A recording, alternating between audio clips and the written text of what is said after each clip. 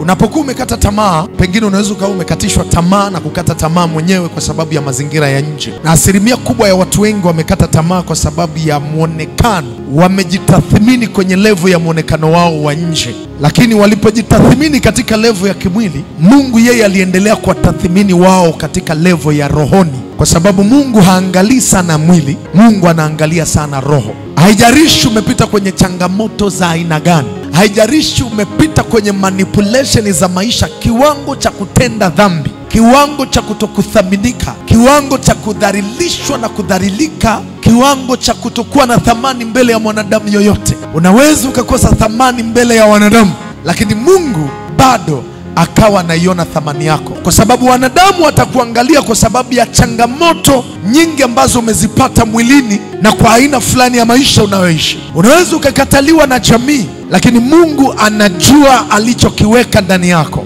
na ndio maana Mungu anaendelea kukuweka kuwa hai. Nisikilize, 10,000 inapokuwa imedumbukia chooni ikawa na ule uchafu, alafu kaitoa, 10,000 itageuka kuwa shilingi 5,000, itageuka kuwa 2,000, sababu hii imechafuka sana, kwa hiyo ni 2,000. Thamani ya ile 10,000 itabaki kuwa pale pale. Maana yake ni kwamba kuchafuka kwa nje na changamoto na mapito, backsliding mbalimbali, hali ya kukataliwa na kudharaulika, ama kupita kwenye mapito fulani ya dhambi, haimaanishi kwamba uwezo wako wa ndani umeondoka.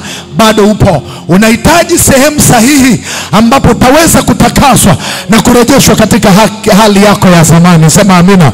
Hali ambayo Mungu alikuwa ameikusudia. Haleluya.